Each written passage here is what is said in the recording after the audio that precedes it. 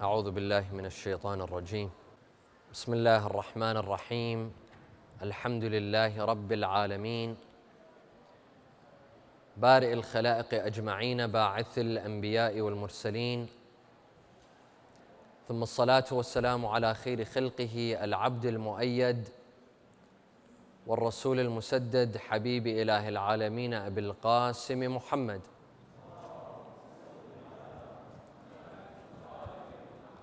وعلى أهل بيته الطيبين الطاهرين وصحابته المنتجبين.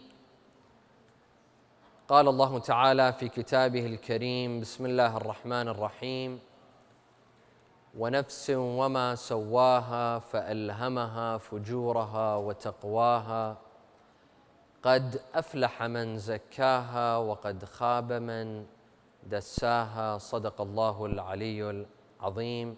صلوا على محمد وآل محمد.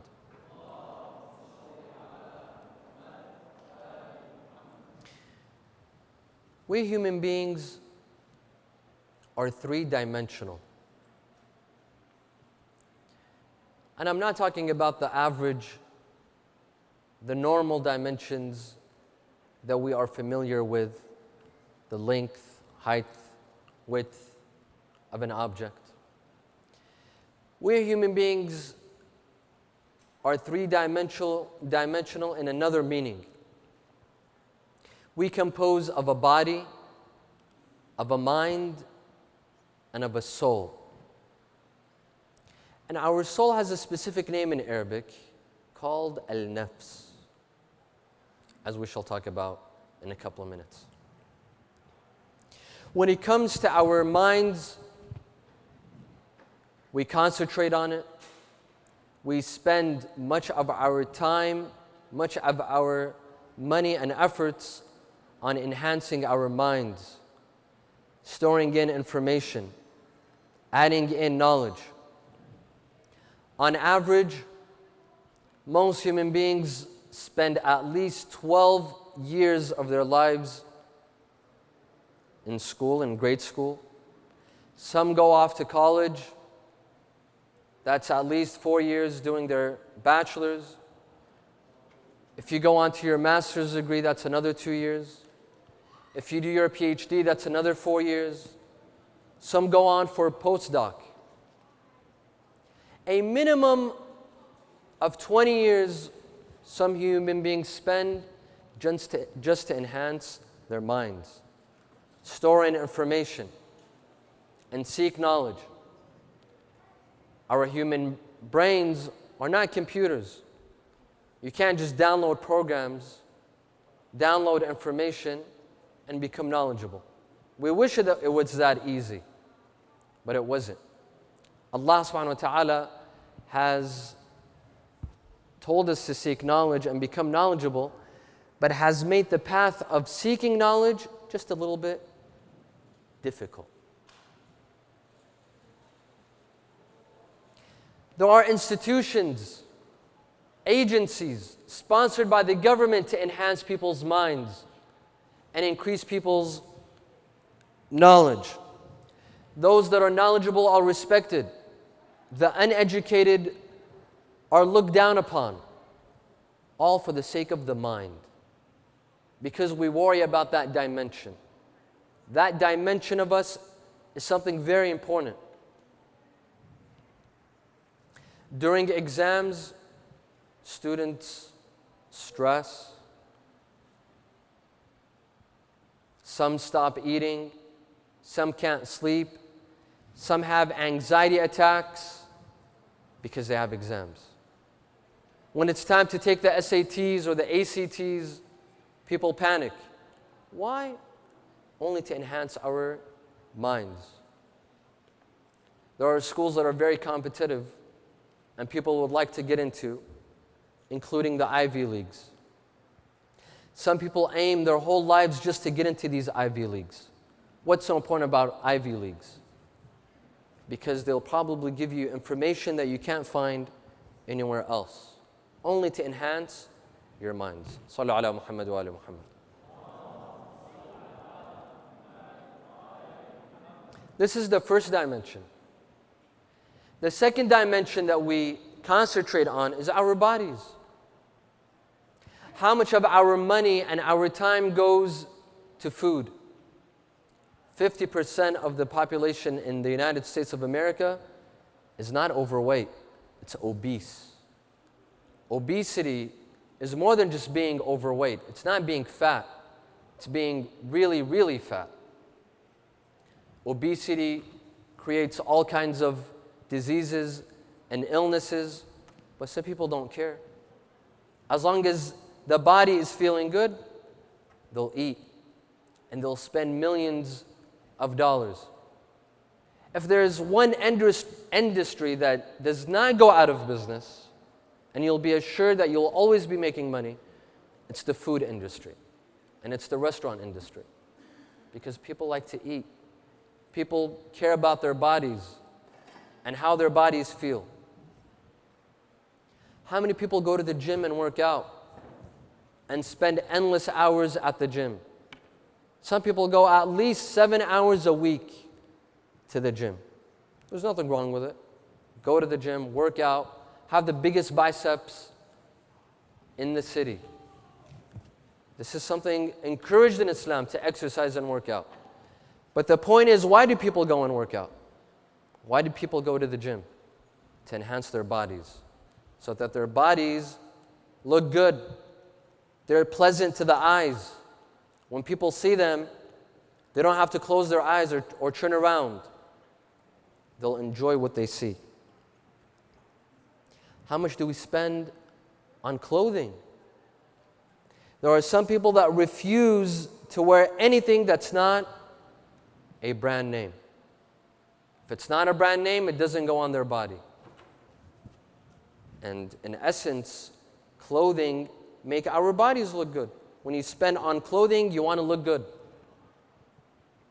I mentioned this a couple of days ago somewhere else, that one sister once informed me that she owns 100 pairs of shoes. 100 pairs of shoes. For some, this is something normal. Perhaps 100 is not too much. This all goes back to the body. And there's another phenomenon that has become very prevalent in the past couple of decades, and this phenomenon is called plastic surgery, cosmetic surgery. The cosmetic surgery industry is a $1 billion or billions of dollars of an industry. People spend thousands of dollars on cosmetic surgery. And I was reading a report on one of the TV channels that cosmetic surgeries can sometimes become addictive. You perform a surgery you don't like, you go back in and you perform another surgery and a third surgery. You perform a surgery to your nose, you make it thinner or whatever, straight. You don't like it, you're going to go back and have another surgery, and a third, and a fourth, and a fifth, and before you know it, you're Michael Jackson.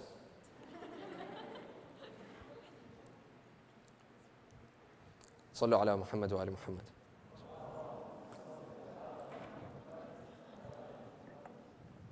And I remember I was watching this show, and they showed this 70-year-old lady. They even mentioned her age. She was 70 years old. She had performed so many plastic surgeries and cosmetic surgeries that they made her look like she's 17. From 70 to 17. She was still ugly, but she looked 17. And she was talking about how much money she had spent and how many times she'd had surgery and how much painkillers she has to take. Because all these surgeries, they affect your body and they can be very painful. But she doesn't care, because from 70, all of a sudden she turned into 17.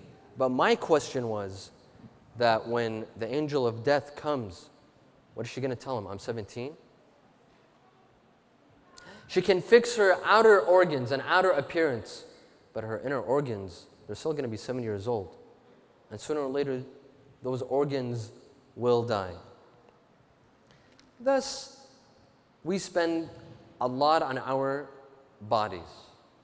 and a lot on our minds. These are two dimensions that we care for, we worry about, we put a lot of our efforts, time, energy, and wealth to enhance these two dimensions. But there's one dimension that's neglected. One dimension that's completely forgotten. And that dimension is called Al-Nafs.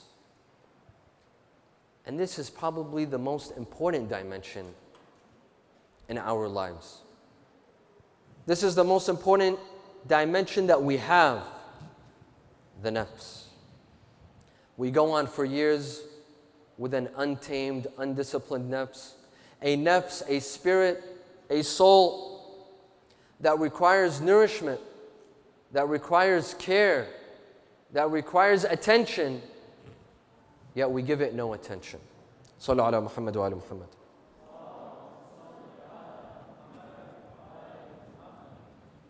These three dimensions that we have, the body, the mind, and the soul, they have various functions and they serve different purposes. For example, the body, the human body, is only a vehicle. It's like a car. It makes no decisions. It doesn't tell you what to do. You tell it what to do. When you get in your car, the car doesn't make any decisions. You take your car wherever you want. The car doesn't take you, even though we think it's the other way around. You're the one driving. The body is the same exact way. It serves as a vehicle. As for the mind, Allah subhanahu wa ta'ala gave us a mind to distinguish between what is good and what is bad, what is right and what is evil. The mind is the place for all logical and rational thoughts. And it helps us to decide what is best for us. As for the nafs, the soul, it's the place for all human emotions. Love, hate, jealousy, animosity, envy, ambition, lust. It's all in the nafs. But who makes the decisions? The body is the vehicle. Who runs the body? Is it the mind or the soul? We believe that it's the soul that runs the body. The mind tells the soul what to do. It offers advice. It gives it counsel. It tells it, well, you should take this road. If you would like to go to heaven, seek this road. Seek this path.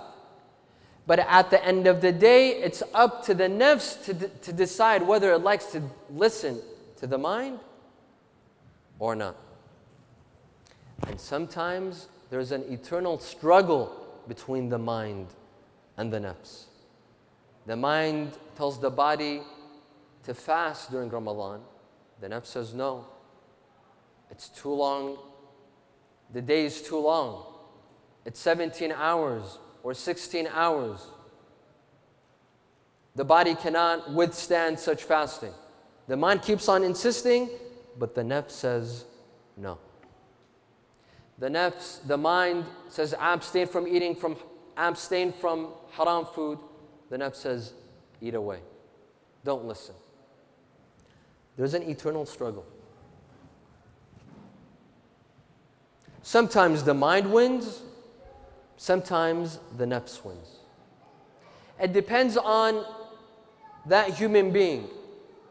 If you've developed a stronger mind that allows you to defeat the nafs, the mind will always be the victor and the nafs will be defeated. But sometimes it's the other way around. The nafs comes out victorious. And when the nafs defeats the mind, it's not that the mind will go and rest. No. The nafs is like a vampire. What do vampires do? I'm sure you've seen a lot of vampire movies and a lot of vampire series. What do vampires do? Do they just kill? They don't just kill. They turn another person into a what? Into a vampire. When the nafs over defeats the mind, it doesn't just kill the mind, but it gets the mind to work for the nafs. the mind becomes a culprit. The mind begins to help the nafs perform its desires and achieve its desires. That is why Amir al-Mu'mineen alayhi salam states, كم من عقل أسير عند هوى أمير. How many minds are arrested, are captivated by a controlling nafs.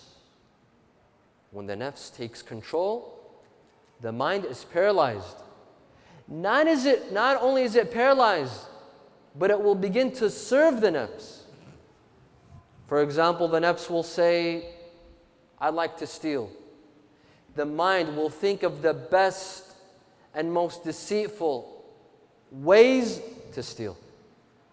The nafs wants to commit adultery. The mind will think of the most deceptive ways and most secretive ways to commit adultery.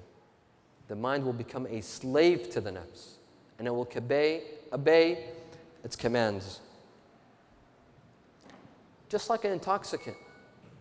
When you drink alcohol, alcohol consumes your mind and it impairs your judgment. That's why you can't drive when you're under the influence. You'll get a DUI. The nafs has the same sort of effect over the mind. If the nafs takes over the mind, it impairs its judgment. The mind can't think straight. In another saying, Imam Ali alayhi salam says, عدو العقل الهوى.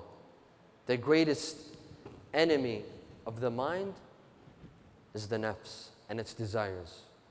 It's the greatest enemy. What kills the mind is the nafs.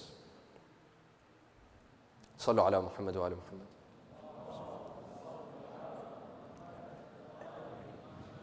The Quran states that the best road to paradise and the road to happiness and the road to stability in your life, bringing joy and pleasure in your life, is by controlling your nafs. Putting that nafs on a leash and not allowing the nafs to put you on a leash. There's some people that control their nafs, and others, their nafs controls them. The Quran says you put your nafs under control and you will reach paradise. وَأَمَّا مَنْ خَافَ مَقَامَ رَبِّهِ وَنَهَى النَّفْسَ عَنِ الْهَوَى فَإِنَّ الْجَنَّةَ هِيَ الْمَأْوَى. He who fears Allah and restrains his nafs, he shall be in paradise. That's the road to paradise. He who restrains his nafs. وَنَفْسٍ وَمَا سَوَّاهَا فَأَلْهَمَهَا فُجُورَهَا وَتَقْوَاهَا قَدْ أَفْلَحَ مَنْ زَكَّاهَا وَقَدْ خَابَ مَنْ دَسَّاهَا. He who controls his nafs wins. At the end of the day, he will defeat. And he who lets his nafs run wild, untamed, undisciplined, he will lose. And my dear friends, if the nafs is not disciplined, no matter how much you work on your mind, the first dimension, no matter how much you work on your body, the second dimension, it won't help. Even if you're the biggest scholar and the most knowledgeable scholar, but if your nafs is undisciplined, it won't help you. That knowledge won't help you. That knowledge won't get you anywhere. There was a well-known scholar among Bani Israel. His name was Bal'am ibn Ba'ura. Bal'am ibn Ba'ura was a well-known scholar and a pious man from Bani Israel. If people had a wish, they would come to him and ask him to pray to Allah, and Allah would answer. Allah would answer his dua. This is how pious he was. Bal'am ibn Ba'ura even had Ismullah al-A'zam, Allah's greatest name, who only prophets and imams have. And he who has Ismullah al-A'zam, Allah's greatest name, can perform all kinds of miracles. Any kind of miracle. Bal'am ibn Ba'ura was very knowledgeable, yet he didn't work on his nafs. He was bribed, in a very long story, he was bribed by a king, by an emperor. He gave in and he lost. His knowledge was no good for him because his nafs was untamed. In Islamic history, we have another figure by the name of Al-Shalmaghani, who lived during the lesser occultation of Imam al-Mahdi. Imam al-Mahdi has two occultations. He went into disappearance twice.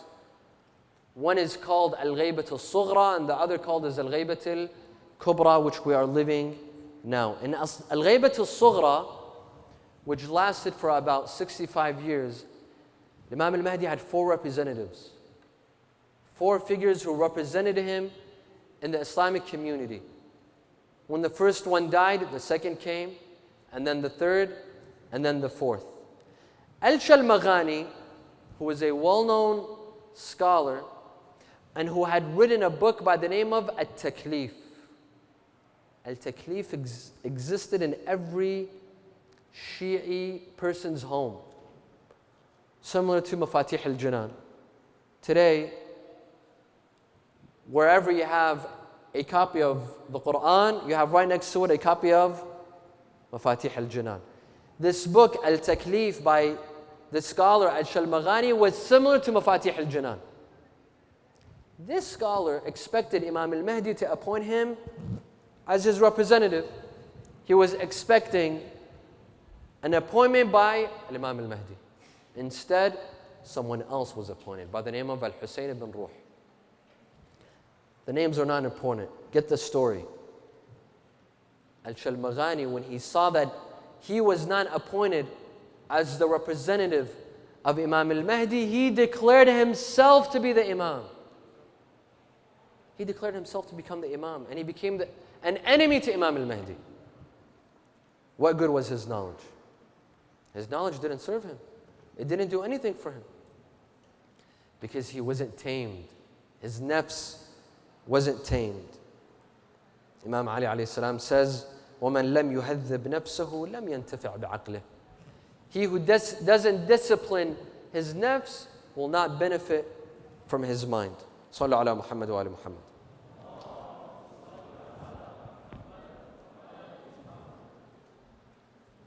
We human beings might not have an outer enemy. Some have an outer enemy, some don't. But if you don't have an outer enemy, be sure that you have an inner enemy.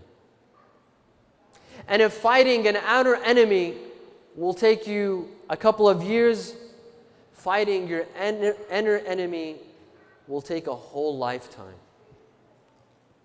And this inner enemy is defined by Rasulullah, is introduced by Rasulullah when he said, أَعْدَى عَدُوَّكَ نَفْسُكَ الَّتِي بَيْنَ جَنْبِكَ. That your greatest enemy is not an outer enemy. It's not an enemy that wants to kill you, that wants to fight you, that wants to bomb you, but it's an enemy from within. An enemy that wants to destroy you, not physically, but spiritually. An enemy that cares less where you go and what country you live in and how much you make as a living. But this enemy wants to drag you towards hellfire. And this enemy is called Al-Nafs, our soul and our spirit. That is why we have a hadith that say, judge your nafs. Judge it. Question it. Is it good? Is it bad? Judge your emotions. The emotions that you have. And when we obey our emotions, is it good? Is it bad? Some hadiths say, always be suspicious of your nafs. Don't say that I have a good nafs, that I'm a good person, and my end result is in a good place. A mu'min should always be suspicious of his nafs. Should always say, no, I shouldn't let my nafs act the way it wants, but the way my mind wants. In a very famous hadith that I'm sure most of you have heard, when Rasulullah sallallahu alaihi wasallam saw a group of companions coming back from Ghazwat Tabuk, the Battle of Tabuk, he said his very famous hadith, لَقَدْ رَجَعْتُم مِّنَ الْجِهَادِ الْأَصْغَرِ وَعَلَيْكُمْ بِالْجِهَادِ الْأَكْبَرِ. You have come from the lesser jihad. And now prepare yourselves for the greater jihad. He was asked, what is that greater jihad? And he said, Jihad al-Nafs. Imam Ali would say, وَإِنَّمَا هِيَ نَفْسِي أَرُوضُهَا بِالتَّقْوَى. It is my nafs that I mix it with piety. This is Imam Ali, who lived a life of piety. A man who was born in a masjid and died, who was born in the house of Allah, died in the house of Allah, and served a whole life serving Allah.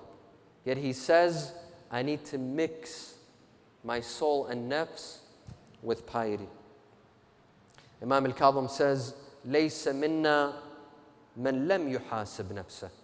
He is not from us who doesn't judge his nafs and hold it accountable. Holding our nafs accountable. Where is it going? In what sort of direction is it going? Is it taking us towards heaven, or is it taking us towards hell? Is it taking us towards Allah's satisfaction, or is it taking us in a completely different direction? Let me give you this story, and we'll conclude by talking about Ramadan. Wa sallu ala Muhammad wa ala Muhammad.